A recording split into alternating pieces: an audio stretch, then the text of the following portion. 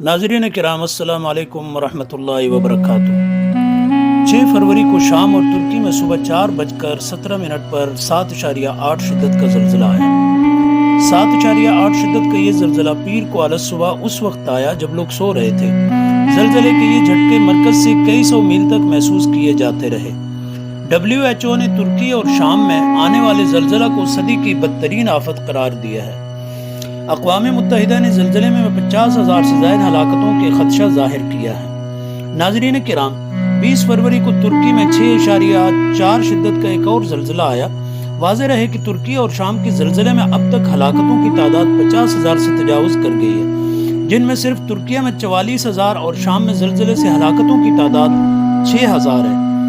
Media reports کے مطابق 6 فروری کو آنے والے تباہ کن زلزلے کی شدت 7.7 تھی، جس کے بعد تقریباً 9,000 آفٹر شاکس ریکارڈ کیے جا چکے ہیں۔ ناظرین کرام، 6 فروری کو شام اور ترکی میں آنے والے زلزلے کے بعد تباہی کے مناظر ویڈیوز میں دیکھے جا سکتے ہیں۔ ناظرین کرام، اس صدی میں آنے والی قدرتی آفات کے نتیجے میں اموات کی تعداد پر سرسری نظر ڈالتے ہیں۔ 2005 میں کشمیر میں آنے والے زلزلے کے نتیجے میں 86,000 لوگ لقمہ اجل بن گئے۔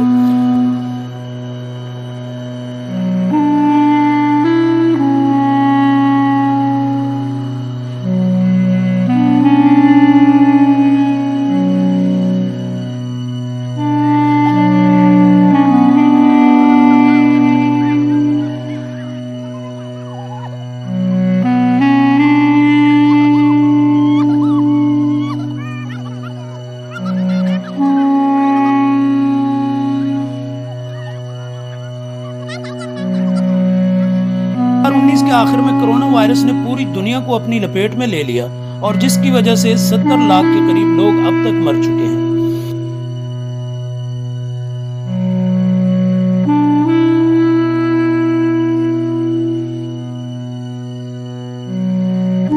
دو 2011 میں جاپان میں سونامی نامی سمندری طوفان کے سبب 20,000 کے قریب لوگ اپنی زندگی سے ہاتھ دھو بیٹھے۔ 2022 پاکستان میں آنے والا تباہ کن سیلاب بھی اپنے بعد تباہیوں کی داستان چھوڑ گیا ہے۔ ناظرین کرام، آفات کی یہ تو چند مثالیں ہیں جو ہم نے آپ کے سامنے بیان کی ہیں۔ زلزلوں کا کثرت سے آنا قرب قیامت کی نشانیوں میں سے ہے۔ زمانہ آخرت میں زلزلوں کی کثرت ہو جائے گی۔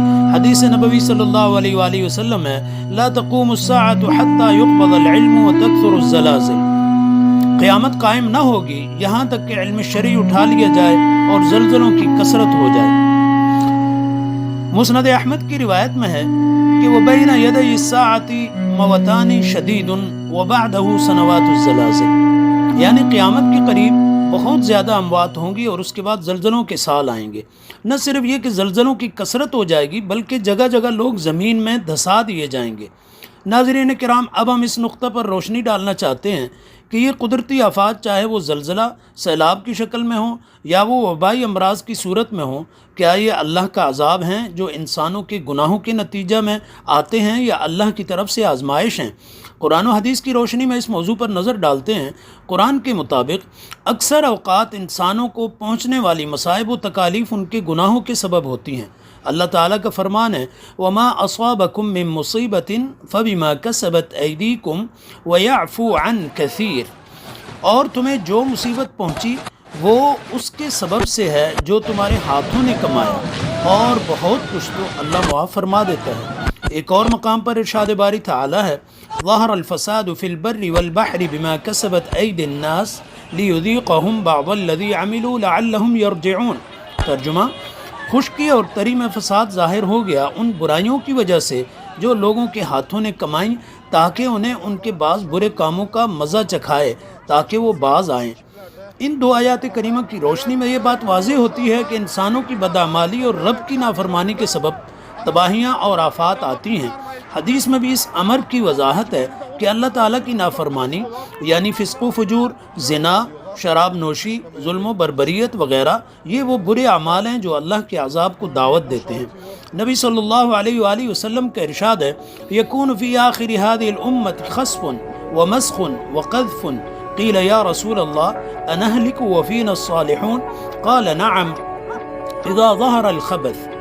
الموमिनीन हज़रत आयशा रज़ियल्लाहु ताला अन्हा फरमाती हैं कि आप सल्लल्लाहु अलैहि वसल्लम ने फरमाया कि मेरी उम्मत के आखिरी ज़माना में खस्फ, ज़मीन में धंसना, मस्ख, बंदर व खंजीर बनना और क़द्फ़, पत्थरों की बारिश होगी। आप सल्लल्लाहु अलैहि वसल्लम से सवाल हुआ कि नेक लोग हम में मौजूद होंगे तब भी हम हलाक हो जाएंगे? आप सल्लल्लाहु अलैहि वसल्लम ने फरमाया हाँ, जब खबस यानी ज़िना व फ़िस्क़ व फ़ुजूर की कसरत हो जाएगी। इस्लाम में सबसे पहला ज़लज़ला खलीफा सानी अमीरुल मोमिनीन सैयदना उमर रज़ियल्लाहु अन्हु के दौर खिलाफत में देखा गया, और सैयदा सफ़िया बिनत अबी उबैद बयान करती हैं कि सैयदना उमर रज़ियल्लाहु अन्हु के दौर में इतना शदीद ज़लज़ला आया कि चारपाइयाँ आपस में टकरा गईं।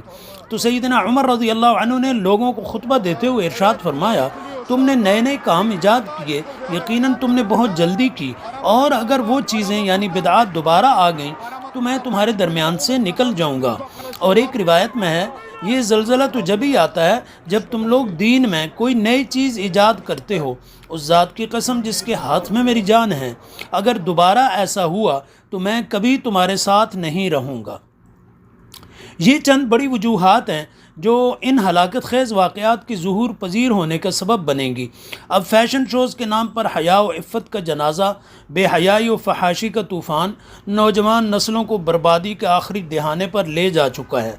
कंसर्ट्स, फ़ैशन शोज़ और फिर उसके साथ रक़्स व सुरूर और शराब व कबाब की महफ़िलें और उन तमाम बातों का लाज़मी नतीजा ज़िना की कसरत, ये हैं बड़े बड़े असबाब जो अल्लाह के गज़ब को दावत देते हैं।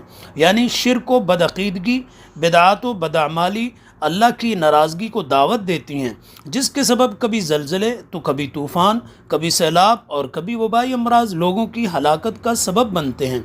इन तमाम कुदरती आफ़ात के ज़रिए सिर्फ़ इंसानों को झंझोड़ना मकसूद होता है ताकि इंसान बदअमालियों से तौबा ताइब हों और अल्लाह की तरफ रुजू करें।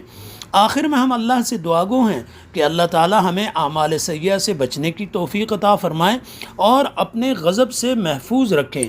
व आखिर दावाना अनिल हम्दुलिल्लाहि रब्बिल आलमीन।